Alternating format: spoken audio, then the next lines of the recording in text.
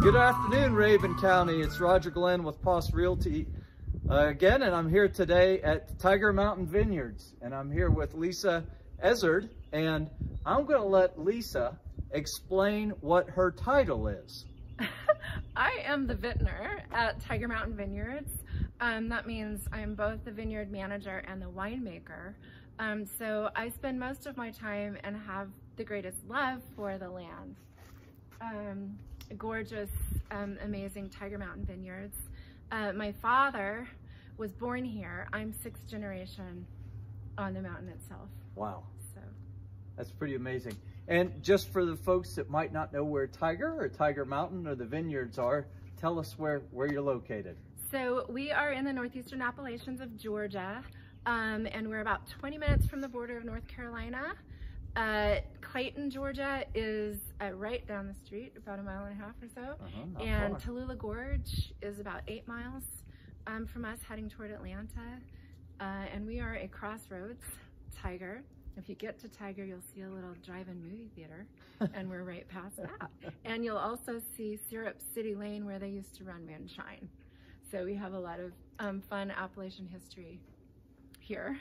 Yeah, a lot of really cool road and street names around Rabun County as well. So, but just south of Clayton. So if you're coming north, just before you get to, and very accessible to 441. Yeah. So yeah, I know you mentioned your family history, and it's really a great story. Can you just kind of tell us, you know, how about the inception of the vineyards and a little bit of the history of your family and how you came to be so very passionate about this place and what you do? So my family's cultivated and cared for the land here for 6 generations, like I said.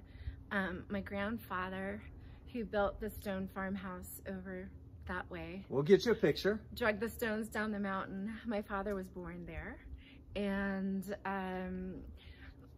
my dad was a doctor by trade, farmer still at heart. So after being a doctor and raising us in Colorado, my mother, which I'll tell you about later, pulled him back to the south. They're both Southern born and raised, and he decided he would grow fine wine grapes in Georgia. This was a crazy, highfalutin idea out here, but he got his mind wrapped around it, and he was a brilliant farmer. He went up to Virginia to study what grows in the southeast. We're not in California anymore. It is a rainforest. We have lots of rain. So there are certain varietals that can't grow here, like your Pinot Noir and your Chardonnay.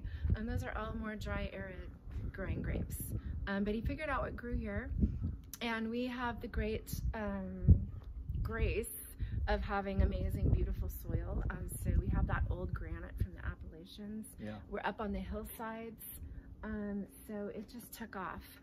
My father planted every grape, built every trellis.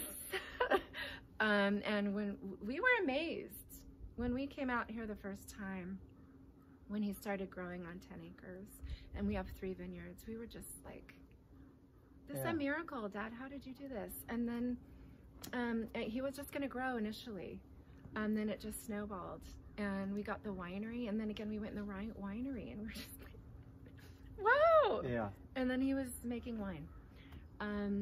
The other beautiful thing is, aside from that, he pioneered fine wine growing in Georgia. So we're not doing muscadine and sweet wine, which is the history of the place. Right. You know, it really has grown, I would say, in the last 20 years. He started planting in '95. We had our first vintage in 1999. Right. It's, you know, Dahlonega now. We have our own wine growing area in Georgia, kind of like an appellation in France. So he was really spearheaded that. Yeah. It's also fun to pioneer. And you know, they say it takes 40 years to figure out what grows in your terroir. So my dad pretty much nailed it from the get-go, thank God. So we have a Cabernet Franc, we have a Malbec, we have a Touriga Nacional, that's our only Portuguese grape. We have a Tannat, a Mourvedre, and we have one indigenous grape. It's called the Norton. Yes. It only grows in the southeast. It has a really cool history. Thomas Jefferson grew it. It's indigenous, the only indigenous grape to the North American continent that you can make a fine dry red wine with. So we have a lot of Norton, and we have 2 whites, our Viognier and our Petit Manseng. Yes. And we have received more awards than any other vineyard winery in Georgia. In the state of Georgia. That's pretty impressive. We're making some good wine. Let's come back to the story of your mom for a minute, but can you talk about some of the events and the facilities that you have here? Again, we'll provide some pictures. There are probably some pictures being shown right now over my silly face. But... Yeah, so we have really, which you might get to see somewhere, we have our Red Barn Cafe. It's a historical 100-year-old red barn. All the doors open out onto the vineyards. So we have, when it's not COVID, we have our cafe open on weekends during the high season. Yep. And you can just come and sit out on the patio, see the gorgeous vineyards, the mountain, everything's in bloom, beautiful, and you can just spin it. It's kind of like being in Europe. People put down their gadgets, they stay for hours, they share and chat and talk. It's really nice. Yeah. So we have that. We also have Saturday music all the way through winter, and we have soup and wine through winter. And then we have things like Valentine's Day, we have chocolate and wine. So for different, Christmas time, for all the holidays, we have really fun events. Yeah. But you can go into the tasting room any day and get, used to be pre-COVID, a tasting of 10. Back in the day, my father believed that everyone should be able to taste all of our wines. He was a big heartful person, and figure out what they loved most for free. Yeah. So there wasn't even a tasting charge. Wow. Back in the day. But now you can go in $10 and get a tasting of 6 or 8 or 10 wines, whatever we've got out. But because it's COVID and there's too much interaction close up, we're just doing wine flights. But people are loving that because they're portable. You can get 3 reds, 3 whites, rosé, white, red. You can bring them up here. You can bring a picnic, or you can sit down at the tasting room or in the barrel room. And like I said, we have live music on Saturdays.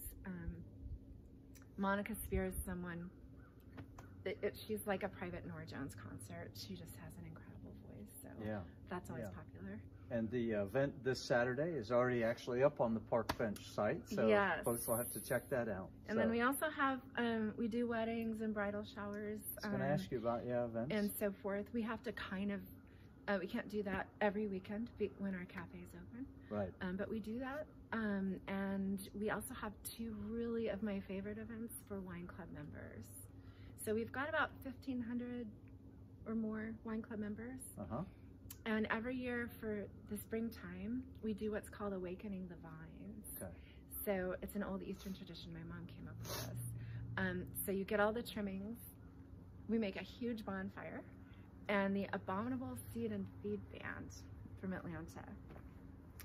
They were all in bands when they were in high school. They got together.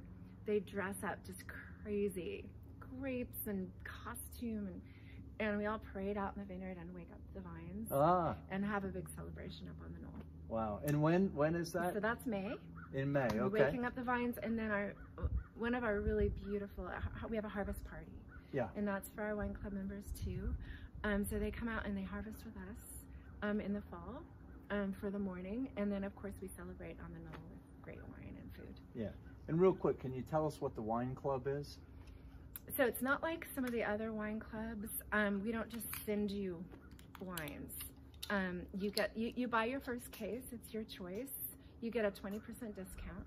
And then during the year, you have to buy a case, but you can do it. You can get whatever you want and you can piecemeal it. Oh. So let's say you just come in, I'll get 2 bottles today of that because I love that. Yeah. Oh, I really liked that Malbec. Can you send me 6 more? It's all up to you. Very clever. I like that. And back to your mom. Can you just tell us a little bit about her amazing story? So my mother is a big figure, extremely accomplished woman. So she was, back in the day in Colorado, she was a state senator who ran for U.S. Senate and Congress. And I was saying that was before many women were on board. Yep. Another pioneer. A pioneer and maverick. And then she went to law school at night, raising the three of us, like a true mom. Yeah. She made breakfast for me every single morning till I went to college. Wow. Grits and eggs and all the rest.